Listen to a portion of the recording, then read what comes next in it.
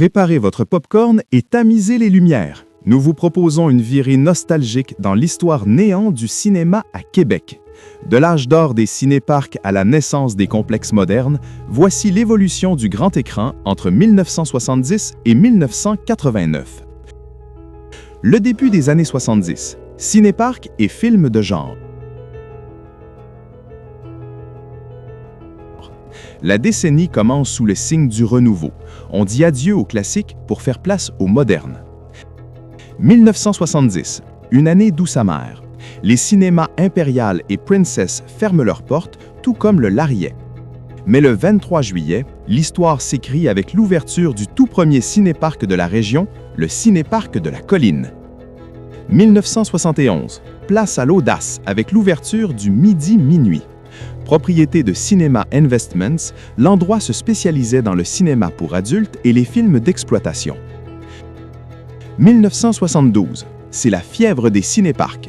Le Bel-Air ouvre le 12 mai, suivi de près par le Cinéparc Beauport, Cinévic, le 2 juin avec ses 2 écrans. À noter, entre 1972 et 1981, les salles présentent presque exclusivement des films en français, à quelques rares exceptions près. 1973, le Famous Player Cartier change de main et est vendu à Micro-Cinéma. 1974, l'expansion se poursuit. Le 28 juin, Odéon rouvre le cinéma Frontenac en version double. Puis le 29 août, United Theatres inaugure les cinémas Place Québec, 2 écrans, dont l'un propose des films en anglais. 1975, en septembre, le rideau tombe définitivement sur le cinéparc Bel-Air.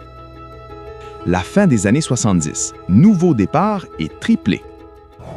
1977, le 5 août, en pleine grève des journaux, la boîte à films dans l'ancien Lariet ouvre ses portes, opérée par messieurs Bessette et Blanchard.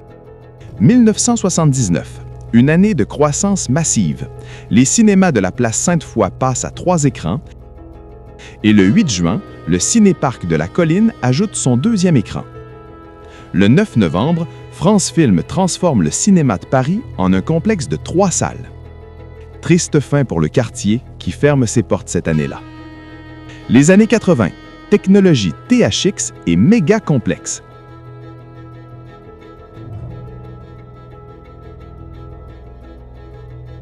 « 1980. Le Cinéparc Beauport continue de grandir et installe son 3e écran pour les soirées d'été sous les étoiles. 1981.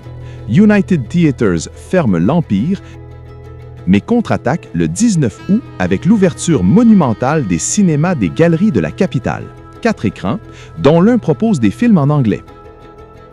1982. Famous Player fait ses adieux au mythique Capitole. Pendant ce temps, la boîte à films se refait une beauté et devient le cinéma Lumière. 1985. Le cinéma traverse le fleuve. Le Lido à Lévis se sépare en 2 salles. À Québec, le légendaire Le Clap voit le jour le 22 novembre avec 2 écrans. 1986. Une année charnière. Si la boîte à films ferme définitivement, le 10 octobre marque l'ouverture choc de la place Charret. Ce complexe de 8 salles, né de la fusion du Frontenac et du Dauphin, inclut une salle avec certification THX.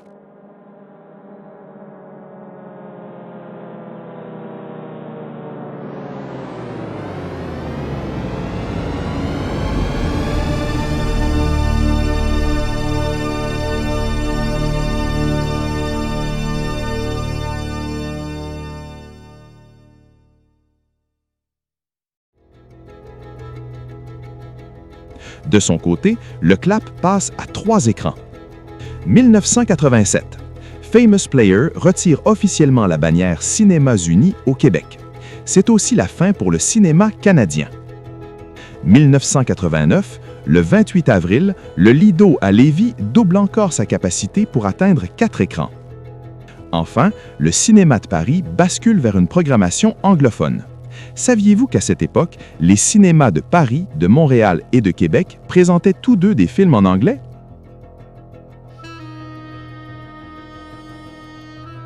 Merci d'avoir suivi ce voyage dans le temps. N'oubliez pas d'aimer la vidéo et de vous abonner pour découvrir d'autres pans de notre histoire cinématographique.